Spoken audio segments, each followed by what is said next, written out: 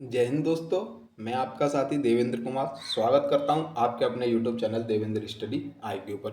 साथियों, आशा करता हूं आप सब अच्छे होंगे और अपनी तैयारी को बहुत अच्छे से कर रहे होंगे। आपकी तैयारी को और बेहतर करने के लिए हम लेकर आ गए हैं यूपी पुलिस के लिए हिंदी का एक प्रैक्टिस सेट, जो कि आपका बहुत ही ज़बरदस्त प्रैक्टिस सेट रहने वाला है। जो कि प्रैक्टिस सेट हमारा 4वां प्रैक्टिस सेट रहने वाला है। इससे पहले हम 3 प्रैक्टिस सेट कर चुके हैं। अगर आपने उनको नहीं देखा है तो आप हमारे इस वीडियो के डिस्क्रिप्शन में उनका लिंक दिया हुआ, वहाँ से जाकर के देख सकते हैं।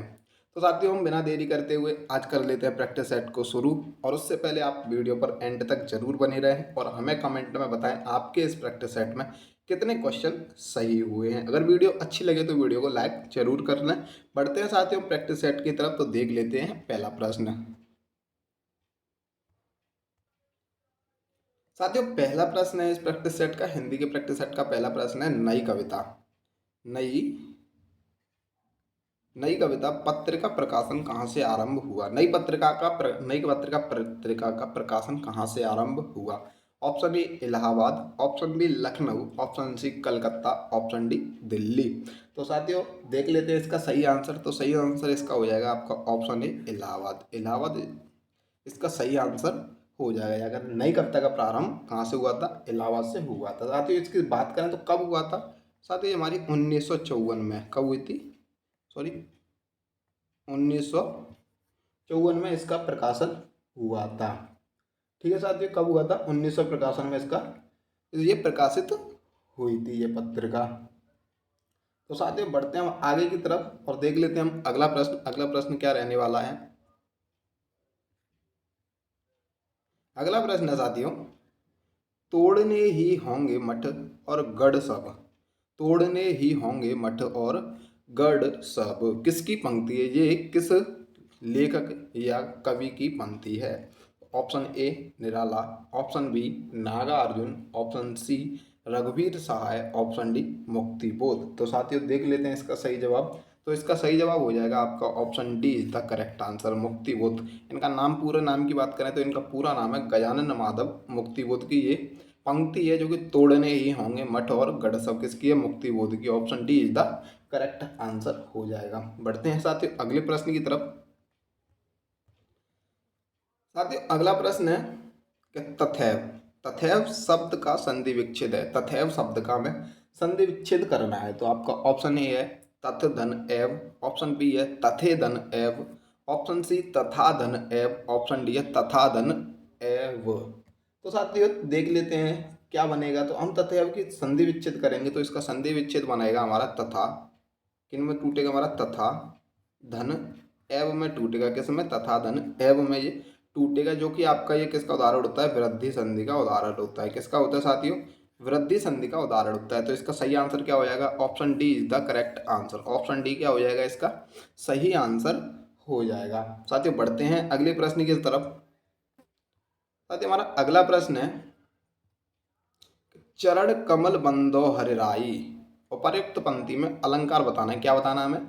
अलंकार बताना है। चरण कमल बंदो हरिराई। तो ऑप्शन ए उत्प्रेक्षा, ऑप्शन बी यमक, ऑप्शन सी रूपक, ऑप्शन डी उपमा।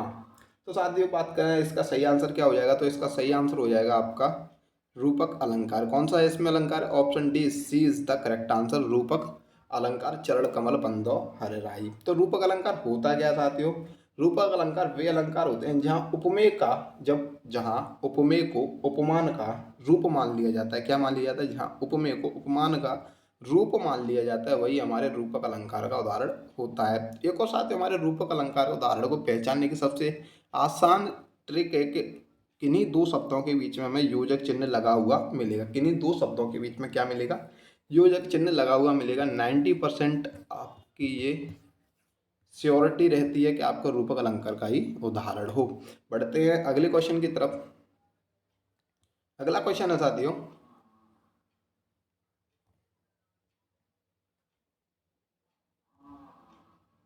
अगला क्वेश्चन है साथियों, तो हमारा अगला क्वेश्चन है, मुंह को होई वाचाल, पंगु चले गिरवर गहन, जासु कृपा सुदयाल, द्रवहु सकल कलिमल दहन। तो मुंह को होए वाचाल, पंगु चले चढ़े गिरवर गहन, जासु कृपा सुदयाल, द्रवहु सकल कलि मल दहन उपर्युक्त छंद, उपर्युक्त हमें छंद बताना है। क्या बताना है? छंद बताना है। तो आपका ऑप्शन ए दोहा, ऑप्शन बी चौपाई, ऑप्शन सी सोरठा, ऑप्शन डी रोला। तो बात साथियों बात करें इसमें क्या हो जाएगा, तो हमको साथियों हमें बताया था कि छंद का पहचानने का सबसे उदाहरण है आपको उन सभी छंदों की मात्राओं का ज्ञान होना चाहिए। क्या होना चाहिए? मात्राओं का ज्ञान होना चाहिए। जैसे कि आपका सूरठ दोहा में कितने होते हैं आपके? 13, 11। पहली और तीसरी पंक्ति में 13 और दूसरी और चौथी पंक्ति में 11 मात्रा। चौपाई की प्रत्येक पंक्ति में कितनी होती हैं? 16। सोरठा क्या दोहा का उल्टा होता है, तो 11, 13। और रोला में कितनी होती हैं? 24। रोला में कितनी मात्राएं होती हैं? 24। तो साथियों अब हमें क्या करना है? हमें पहचानना है कि आपकी इस पंक्ति में, एक पंक्ति में कितनी मात्राएं हैं। तो साथियों पहचानेंगे कैसे? तो पहचानने के लिए छोटी मात्रा के लिए हम इसका प्रयोग करते हैं और बड़ी मात्रा के लिए हम इसका प्रयोग करते हैं। तो मूक, मूक में क्या साथियों हमारी बड़ी मात्रा हो जाएगी। क्या हो जाएगी? बड़ी मात्रा हो जाएगी। मैं पेंसिल का कलर चेंज कर लेता हूँ। जैसे कि मूक में क्या है? बड़ी मात्रा का छोटी, हुए 2 और ई 1। वाचाल में कितनी हो जाएंगी? 2, 2, 1। अब क्या करेंगे हम? यहाँ साथ ही हमारा कॉमा लगा हुआ है, तो हम पहली पंक्ति में जोड़ लेंगे। कितनी मात्राएं हो जाएंगी? 2 और 1 3, 3 और 2 5, 5 और 2 7, 7 और 2 9, 9 और 2 11। साथियों कहीं गलती हुई है क्या हमसे? कहीं गलती हुई है क्या हमसे? तो देख लेते हैं कितनी हो जाएंगी। 2 4 6 8 और 2 10, 10 और 2 12 बन रही हैं। साथ ही हमसे कहीं गलती हुई है, तो देख लेते हैं हम दोबारा से फिर से।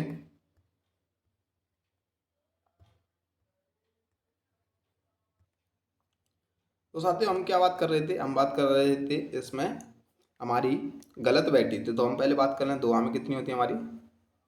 13, 11। सोरठा में 11, 13। चौपाई में 16 और रोला में 24 मात्राएं होती हैं। हम मात्राओं को चेक कर रहे थे ना साथियों। तो यहाँ पर हुई की बात करें तो यहाँ हमारी हुई में बड़ी की मात्रा नहीं आती है। तो हुई हमारा छोटा होता है, तो क्या हो जाएगा हमारा? ये क्या हो जाएगी आपकी? तो 2, 2, 1, 2, 1, 2, 2, 1। तो साथ में हमारे दो दो के कितने? 2 4, 4 और 2 6, 6 और 2 8। एक एक के कितने साथ हमारे? 3, 1 2 और 1 3। 8 और 3 कितने हो जाएंगे? 11। तो साथ ही हमारी पहली पंक्ति में किस में 11 मात्रा होती हैं? तो 11 मात्रा किस पंक्ति में होती हैं? किस संद में पहली पंक्ति 11 मात्रा होती है? साथ ही हमारी सोरठा की। किसकी होती हैं? सोरठा की। तो इसका सही आंसर क्या हो जाएगा? सोरठा इसका सही आंसर हो जाएगा। ठीक है साथियों, बढ़ते हैं अगले क्वेश्चन की तरफ। अगला क्वेश्चन है, अगला क्वेश्चन है साथियों, मधुलिका, मधुलिका जयशंकर प्रसाद की किस कहानी की पात्र है? कोई मधुलिका एक पात्र है जो किस कहानी की पात्र है? आपका option A Akashdeep, option B Indrajal, option C Gunda, option D पुरस्कार। तो देख लेते हैं साथियों इसका सही आंसर क्या हो जाएगा। तो इसका सही आंसर हो जाएगा आपका option D is the correct answer. ये पुरस्कार एक कहानी है इनकी, उसकी पात्र कौन है? मधुलिका उसकी एक पात्र की नाम है। तो option D is the correct answer. बढ़ते हैं आगे क्वेश्चन पर। अगला क्वेश्चन है साथियों कि आधे अधूरे नाटक के रचनाकार कौन हैं?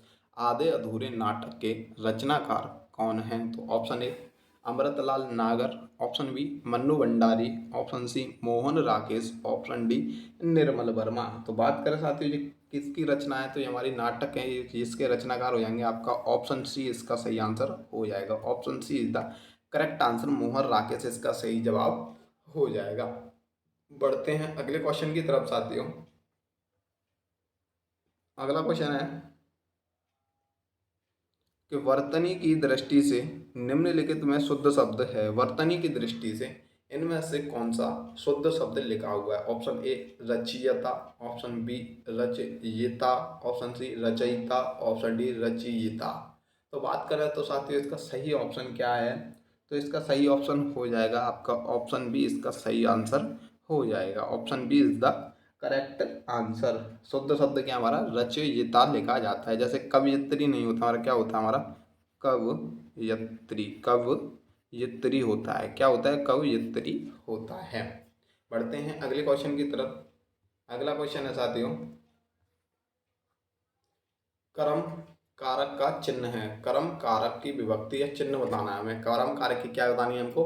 विभक्ति या चिन्ह बताना है। तो आपका ऑप्शन ए ने, ऑप्शन बी से द्वारा, ऑप्शन सी को, ऑप्शन डी को के लिए, हेतु। तो बात करें साथियों इसका सही आंसर, तो इसका सही आंसर हो जाएगा आपका option C is the correct answer. को जो कि हमारे कर्म कारक की विभक्ति है। ने की बात करें तो ने किसकी होती है साथियों? हमारी कर्ता की। किसकी होती है? कर्ता की। बढ़ते हैं अगले क्वेश्चन की तरफ। तो अगला क्वेश्चन साथियों, बाजार, बाजार से किस संज्ञा का बोध होता है? हमारी बाजार किस प्रकार की संज्ञा है? बाजार किस प्रकार की संज्ञा है? ऑप्शन ए भाववाचक संज्ञा, ऑप्शन बी समूहवाचक संज्ञा, ऑप्शन सी जातिवाचक संज्ञा, ऑप्शन डी व्यक्तिवाचक संज्ञा। तो बात करें तो साथियों इसका सही आंसर क्या हो जाएगा? तो इसका सही आंसर हो जाएगा हमारा option B is the correct answer. समूहवाचक संज्ञा का एक उदाहरण है हमारा बाजार। वो कैसे? क्योंकि साथ ही हमारे बाजार में लोगों या दुकानें आदि का एक समूह होता है। किसका होता है? ज़्यादातर दुकानों का एक समूह होता है, तो इसीलिए हम उसको समूहवाचक संज्ञा कह सकते हैं। पढ़ते हैं अगले क्वेश्चन की तरफ। अगला क्वेश्चन है साथियों कि निम्नलिखित में से गुणवाचक विशेषण नहीं है। निम्नलिखित में से गुणवाचक विशेषण नहीं है। ऑप्शन ए गोल, ऑप्शन बी अधिक, ऑप्शन सी नुकीला, ऑप्शन डी भीतरी। तो साथियों बात करें गुणवाचक विशेषण कौन सा नहीं है, तो इसका सही जवाब हो जाएगा आपका ऑप्शन बी। इसका सही जवाब हो जाएगा अधिक। कैसा गुणवाचक विशेषण नहीं है आपका? अधिक गुणवाचक विशेषण का उदाहरण नहीं है। बढ़ते हैं साथियों अगले प्रश्न की तरफ। लेकिन साथियों उससे पहले अगर आपको हमारा वीडियो अच्छा लग रहा हो तो वीडियो को लाइक कर लें, चैनल को भी सब्सक्राइब कर लें, क्योंकि आपके एक सब्सक्राइब करने से हमको मोटिवेशन मिलता है और हम आपके लिए और ऐसे ही वीडियो लाने के लिए प्रयास करते रहेंगे। बढ़ते हैं अगले क्वेश्चन को देख लें। तो साथियों क्वेश्चन है, मुख्य क्रिया के अर्थ को स्पष्ट करने वाली क्रिया होती है। जो कि मुख्य क्रिया के अर्थ को स्पष्ट करती है वह कौन सी क्रिया होती है? आपका ऑप्शन ए सहायक क्रिया, ऑप्शन बी प्रेरणार्थक क्रिया, ऑप्शन सी नाम बोधक क्रिया, ऑप्शन डी नाम धातु क्रिया। तो बात करें साथियों कौन सी क्रिया होती है जो कि हमारे मुख्य क्रिया के अर्थ को स्पष्ट करती है? तो वो हो जाएगी आपकी ऑप्शन ए सहायक क्रिया। कौन सी क्रिया? सहायक क्रिया इसका सही आंसर हो जाएगा। नाम धातु क्रिया की बात करें तो साथियों नाम धातु क्रिया कौन सी होती हैं? तो नाम धातु क्रिया वे क्रिया होती हैं जो संज्ञा या विशेषण से बनती हैं। किससे बनती हैं? संज्ञा या विशेषण शब्दों से बनती हैं। जैसे हाथ, हाथ एक हमारा संज्ञा है। जैसे हथियाना, इसमें आना एक प्रत्यय लगा देंगे तो हथियाना हो जाएगा। प्रेरणार्थक क्रिया कौन सी होती हैं साथियों? प्रेरणार्थक क्रिया वे क्रियाएं होती हैं जहाँ में कर्ता खुद काम ना कर कर किसी दूसरे से काम कराता है। जैसे चल, लिखवाना, लिखवाना, पढ़वाना आदि क्रियाएं ये हमारी किसकी होती हैं? इस प्रेरणार्थक की होती हैं। अगला क्वेश्चन है साथियों देख लेते हैं। अगला क्वेश्चन है साथियों कि यथाशक्ति में कौन सा समास है? यथाशक्ति में कौन सा समास है? आपका ऑप्शन ए कर्मधारय, ऑप्शन बी तत्पुरुष, ऑप्शन सी द्वंद्व, ऑप्शन डी अव्ययीभाव समास। तो साथियों ये हमने इस क्वेश्चन को पिछले भी प्रैक्टिस सेट में कराया हुआ है, लेकिन वहाँ पर आपका यथाशक्ति की जगह यथा शीघ्र था। तो जिसमें हमारे क्या लगाया था हमने? अव्ययीभाव समास का ये उदाहरण था। किसका था ये? हमारे अव्ययीभाव समास का उदाहरण होता है, जहाँ पर हमारे अव्यय शब्द आते हैं। जैसे यथा और शक्ति, यथा हमारा क्या है? एक अव्ययीभाव समास है। बढ़ते हैं हमारे अगले क्वेश्चन की तरफ। तो अगला क्वेश्चन है साथियों अजात शत्रु। अजात शत्रु में कौन सा समास है? अजात शत्रु में कौन सा समास है? ऑप्शन ए तत्पुरुष, ऑप्शन बी द्वंद्व, ऑप्शन सी कर्मधारय, ऑप्शन डी बहुव्रीहि समास। तो देख लेते हैं साथियों इसका सही आंसर क्या हो जाएगा। तो इसका सही आंसर हो जाएगा आपका ऑप्शन डी।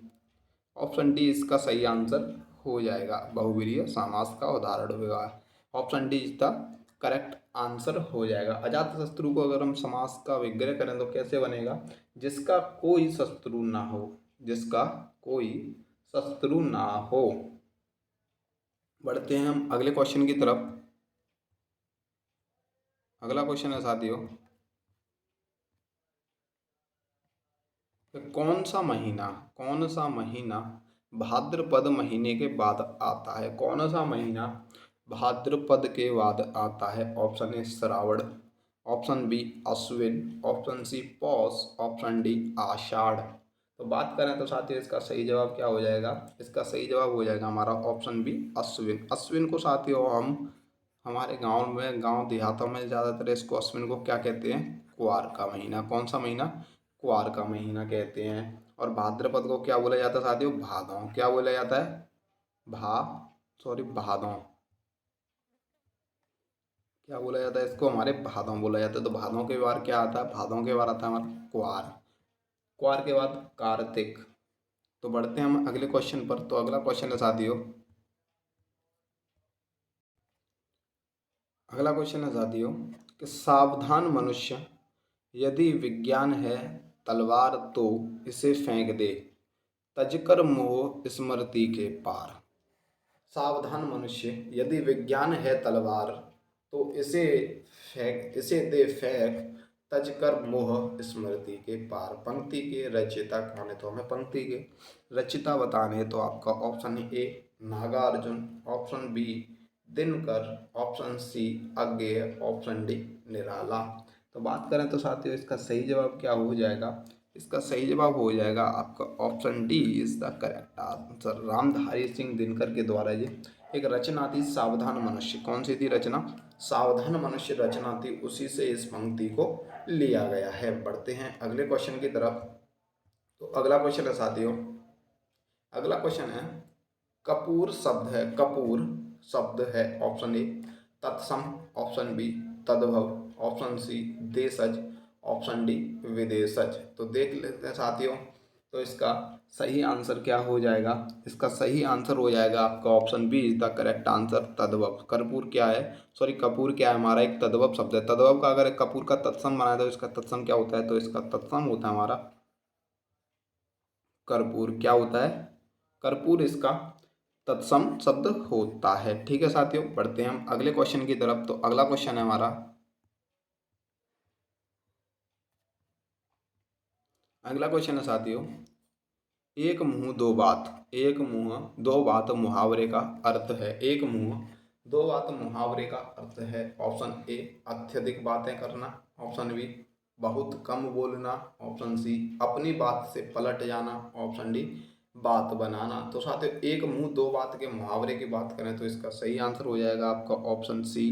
क्या हो जाएगा आपका ऑप्शन सी, इसका सही आंसर हो जाएगा अपनी बात को पलट जाना। अपनी बात को पलट जाना, पहले तो कोई बात बोल दी, फिर उसके बाद कोई दूसरी बात बोल देते हो, पलट गए अपनी बात से, वही होता है हमारा एक मुंह दो बात। तो ऑप्शन सी इसका सही आंसर हो जाएगा। बढ़ते हैं अगले क्वेश्चन की तरफ।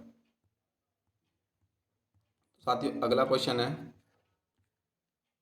प्रत्येक चरण में, प्रत्येक चरण में 16 मात्रा, चार चरणों का सममात्रिक छंद है। प्रत्येक चरण में 16 मात्रा, लेकिन चार चरणों का सममात्रिक छंद होता है आपका। ऑप्शन ए दोहा, ऑप्शन बी सोरठा, ऑप्शन सी रोला, ऑप्शन डी चौपाई। तो साथियों अभी मैंने पिछले क्वेश्चन में बताया था कि प्रत्येक चरण में 16 16 मात्राएं किस में होती हैं। तो साथियों हमारी किस में होती हैं, चौपाई में। तो इसका option D is the correct answer. Option D इसका सही आंसर हो जाएगा, जिसके प्रत्येक चरण में कितनी होती हैं, 16 16 मात्राएं होती हैं। बढ़ते हैं अगले क्वेश्चन की तरफ। अगला क्वेश्चन है साथियों अंधरों अधरों में राग अमंद पिए, अधरों में राग अमंद पिए, अलकों में मलजय बंद किए। अधरों में राग अमंद पिए, अलकों में मलजय बंद किए, तू अब तक सोई है आली, आंखों में भरे विरागरी। तो इसमें हमारा रस बताना है। तो इस पंक्ति में कौन सा रस है, आपका ऑप्शन ए करुण रस, ऑप्शन बी शांत, ऑप्शन सी श्रृंगार, ऑप्शन डी वात्सल्य। तो साथियों बात करें तो इसमें कौन सा रस हो जाएगा, तो इसमें रस हो जाएगा हमारा ऑप्शन सी, इसका सही आंसर हो जाएगा श्रृंगार रस का उदाहरण हो जाएगा। अधरों में राग अमंद पिए, अलकों में मलयज बंद किए, तू अब तक सोई है आली, आंखों में भरे विहाग लिए। तो श्रृंगार रस का उदाहरण हो जाएगा, जहाँ नायक और नायिका के, जब नायक और नायिका के बारे में वर्णन किया जाता है वहाँ पर क्या होता है, हमारा श्रृंगार रस का उदाहरण होता है। पढ़ते हैं अगले क्वेश्चन की तरफ। तो अगला क्वेश्चन है साथियों अगला क्वेश्चन है हमारा, अंधा कुआं। अंधा कुआं नाटक के लेखक हैं।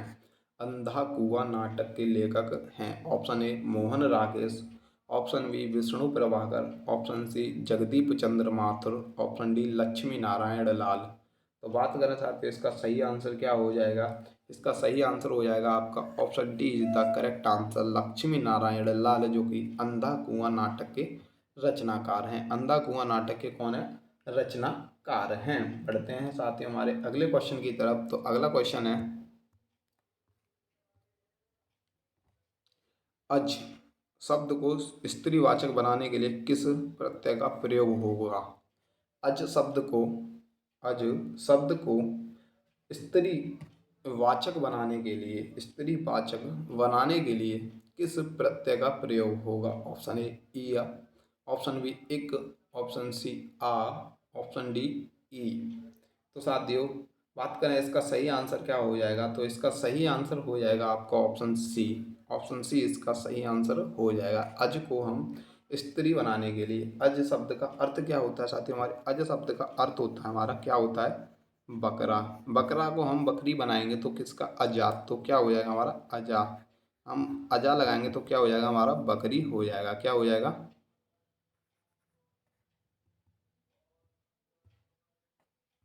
तो अजा का क्या हो जाएगा, बकरी हो जाएगा। ठीक है साथियों, तो बढ़ते हैं हम अगले क्वेश्चन की तरफ। अगला क्वेश्चन देख लेते हैं। अगला क्वेश्चन है साथियों, प्रथम तार सप्तक का प्रकाशन वर्ष है। पहला तार सप्तक कब प्रकाशित हुआ था। Option A 1943, option B 1938, option C 1954 या ऑप्शन डी 1941। तो बात करें इसका प्रकाशन कब हुआ था, तो आपका ऑप्शन ए इसका सही आंसर हो जाएगा। ऑप्शन से ए इज द करेक्ट आंसर। पहला तार सप्तक का प्रकाशित हुआ था 1943 में प्रकाशित हुआ था। बढ़ते हैं अगले क्वेश्चन की तरफ साथियों। अगला क्वेश्चन है, उल्का सी रानी, उल्का सी रानी दिशा दीप्त करती थी। उल्का सी रानी दिशा दीप्त करती थी पंक्ति में कौन सा अलंकार है। तो आपका ऑप्शन ए यमक अलंकार, ऑप्शन बी रूपक अलंकार, ऑप्शन सी उत्प्रेक्षा अलंकार, ऑप्शन डी उपमा अलंकार। तो बात करें साथियों तो कौन सा अलंकार हो जाएगा, उल्का सी रानी दिशा दीप्त करती थी में, तो इसका सही आंसर हो जाएगा आपका ऑप्शन डी उपमा अलंकार। तो उपमा अलंकार को साथियों पहचानने के कुछ साधारण से तरीके हैं। जहाँ कहीं भी आपको सा, सी, से, सम आदि देखने को मिलते हैं, जैसे कि यहाँ पर सी शब्द हमें देखने को मिला है, तो कहीं सम, सा, सी, से आदि शब्द देखने को मिलते हैं, वहाँ पर हमारा उपमा अलंकार होता है। बढ़ते हैं अगले क्वेश्चन की तरफ। तो अगला क्वेश्चन है साथियों, अगला प्रश्न है कि परिणाम और परिमाण, परिणाम और परिमाण हमें बताना है। तो आपका ऑप्शन ए फल मात्रा, ऑप्शन बी फल माता, ऑप्शन सी माता मात्रा, ऑप्शन डी मात्रा फल। तो परिणाम साथियों हमारा क्या होता है, फल होता है, और परिमाण क्या होता है, हमारी मात्रा होती है। तो इसका ऑप्शन ए इसका सही आंसर हो जाएगा। ऑप्शन ए इसका करेक्ट आंसर हो जाएगा। बढ़ते हैं अगले प्रश्न की तरफ साथियों। अगला प्रश्न है,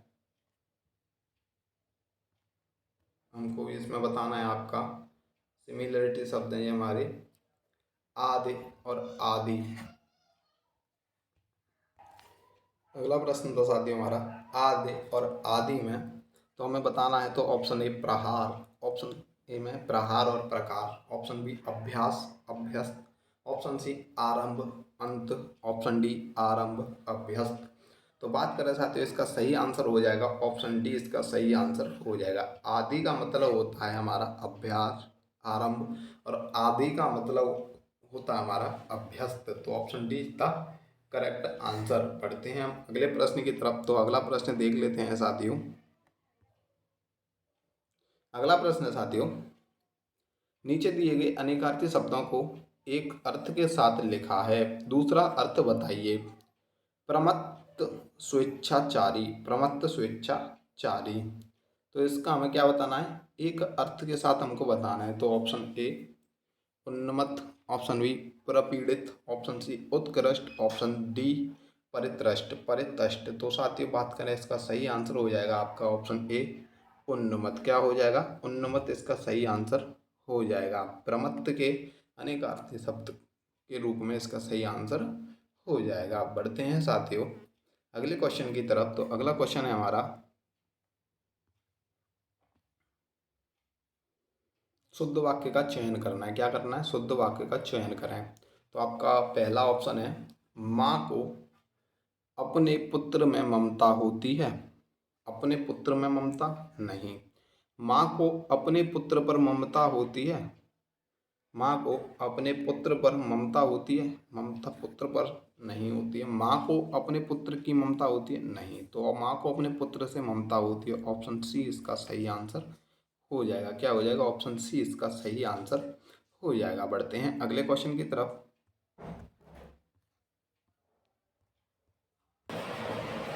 अगला प्रश्न है साथियों, हमें इसमें भी शुद्ध वाक्य जानना है। गीतों की पुस्तक एक ला दीजिए। गलत।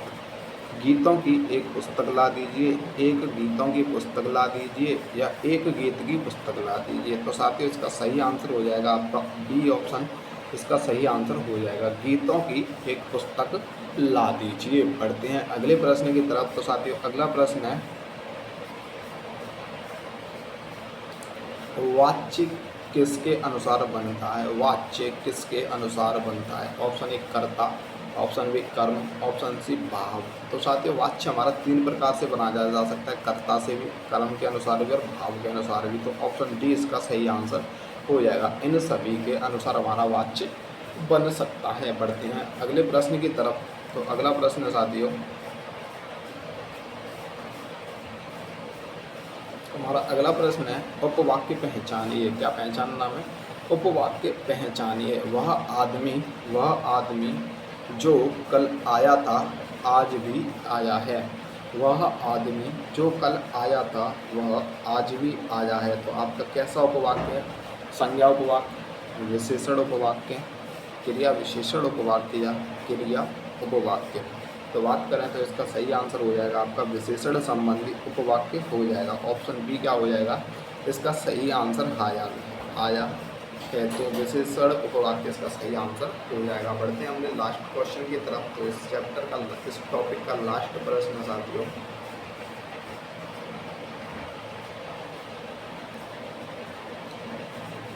सकर्मक क्रिया वाला वाक्य हमें क्या बताना है? सकर्मक क्रिया वाला वाक्य बताना है। ऑप्शन ए राजू सदा रोता रहता है, ऑप्शन बी हरीश बस पर चढ़ गया, ऑप्शन सी कैलाश छत से गिर गया, सतीश ने केले खरीदे।